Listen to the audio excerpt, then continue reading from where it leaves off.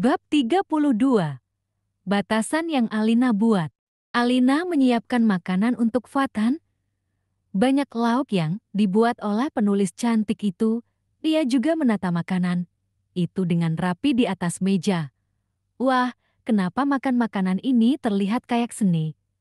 Kalau dimakan kayaknya sayang, tapi makanan ini juga kelihatan enak banget.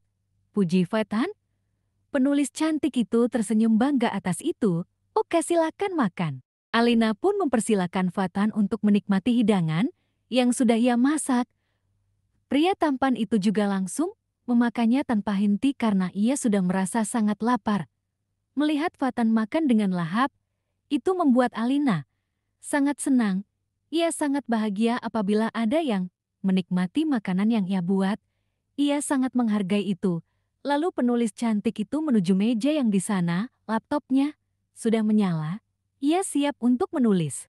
Fatan yang sedang asyik makan pun hampir tidak menyadari bahwa Alina tidak bergabung dengannya untuk makan. Begitu ketua geng motor itu merasa haus dan mencari segelas air segar. Ia melihat Alina yang sedang serius di depan laptopnya dengan kacamata yang terpasang di kedua mata indah milik penulis cantik itu. Kamu nggak makan juga? Tanya Fatan. Apa? Tanya Alina karena ia mendengar suara Fatan. Samar-samar. Ia terlalu fokus menulis. Kamu nggak makan sama aku? Kamu udah masak kayak gini tapi kamu nggak mau gabung sama aku?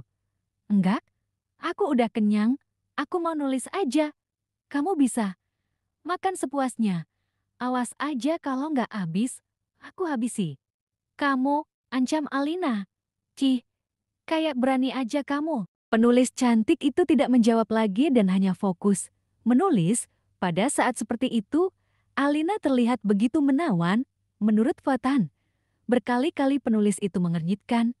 Dahinya seperti sedang berpikir, dan berkali-kali pula, ia terlihat ikut masuk ke dalam cerita yang tengah ia buat.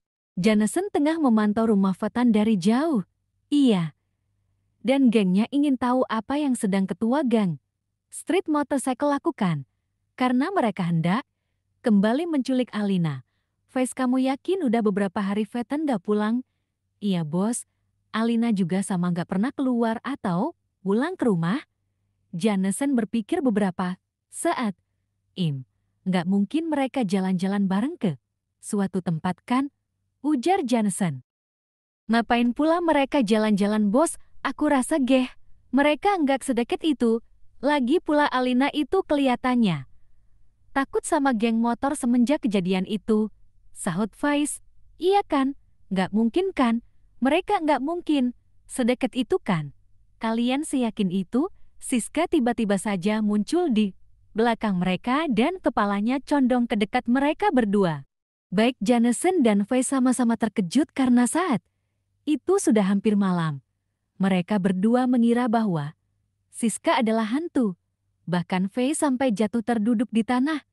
Siska mendorong Faiz agar sedikit menjauh karena ia ingin dekat dengan Jameson. Faiz hanya bisa pasrah dengan mimik wajah kesal pada Siska. Apa lihat-lihat kayak gitu? Berani, ketus Siska. Udahlah, gak usah memercikan api. Kita ini lagi di tempat musuh. Kalau kalian berantem nanti Mama Fatan bisa keluar rumah. Faiz duluan kok. Oh aku tadi bilang apa? Udah. Jameson akhirnya marah pada mereka berdua. Maaf, ucap mereka berdua bersamaan.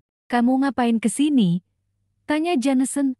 Siska pun awalnya menceritakan apa yang terjadi pada malam ia berada di rumah Harun, di mana ia mendengar percakapan telepon dari ketua geng Street Motorcycle itu dengan Harun.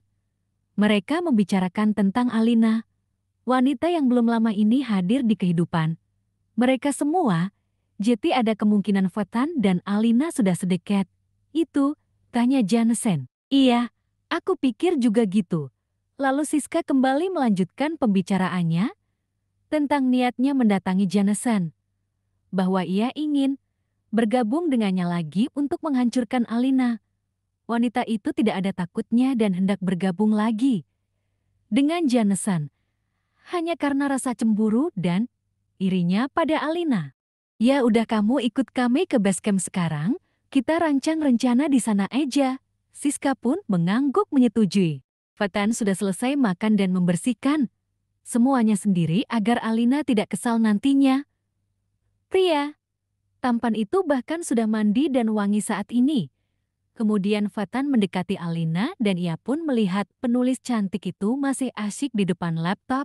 Ia terlihat sudah mulai lelah karena waktu juga telah berlalu selama 3 jam. Oh, kamu udah selesai makan? Tanya Alina menyadari kehadiran pria itu. Fatan mengangguk, ngapain aku makan lama-lama? Ini, lo udah 3 jam, masak iya aku makan 3 jam. Wanita itu hanya tersenyum getir mendengar jawaban Fatan. Kamu makan dulu sana, terus istirahat sebentar, nanti sakit.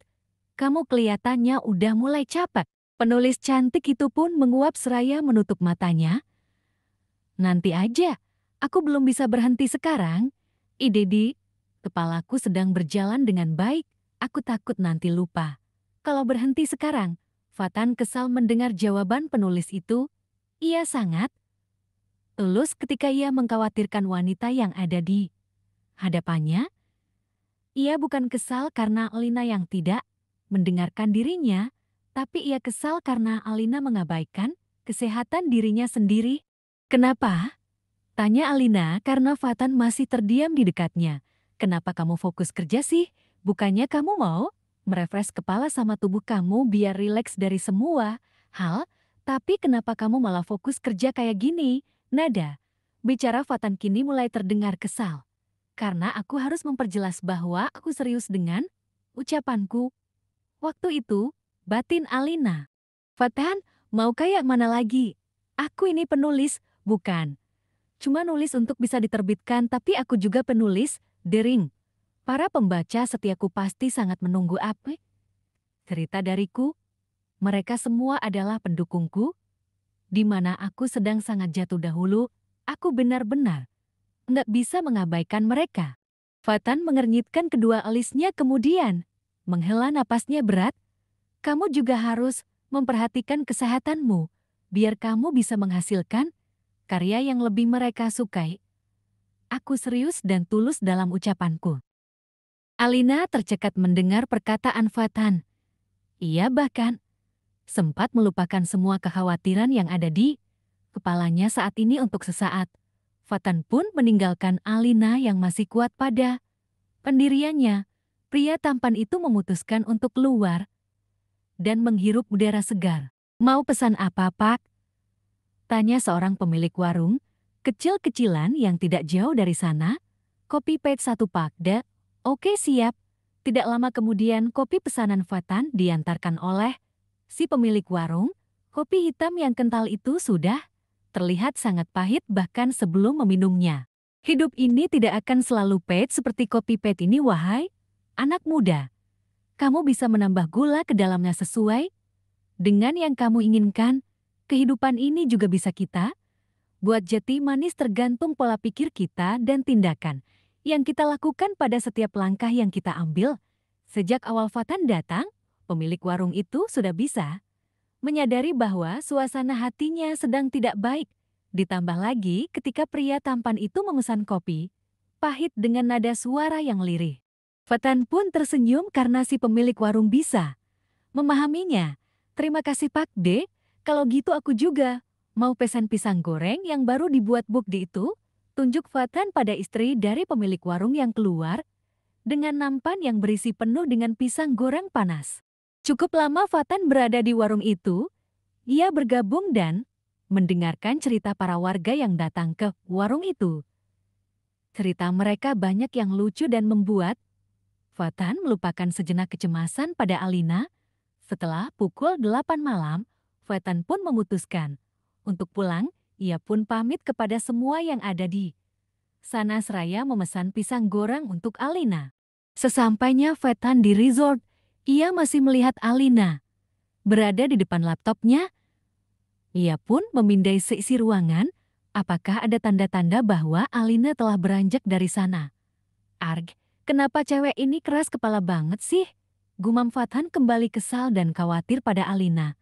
Tapi ia mencoba mengontrol dirinya untuk tidak marah pada Alina. Karena ia tahu bahwa ia dan penulis cantik itu tidak ada hubungan yang memberinya hak untuk itu. Fatan mengambil beberapa botol air mineral dan juga makanan yang mengenyangkan untuk Alina. Ia pun meletakkan semua itu di meja di samping laptop. Aku nggak tahu harus gimana lagi. Yati aku bawa semua. Ini ke sini dan aku harap kamu bisa menghargainya. Ucap Fatan. Lagi pula kenapa kamu kayak gini sih? Udah. Hampir 12 jam kamu di depan laptop. Kasihan mata kamu. Sambungnya dengan ketus. Fatan, mau kayak mana lagi? Aku juga ada cerita bergambar supaya komikusku bisa kerja dan gak leha-leha. Dan kami bisa mendapatkan uang lebih banyak lagi dari itu, jawab Alina. Fatan tercekat untuk sesaat. Aku kira aku sudah cukup dekat dengan Mulin, tapi ternyata tembok batasan yang kamu buat terlalu tinggi untuk dipanjat dan terlalu kokoh untuk aku rubuhkan. Batin Fatan bersambung.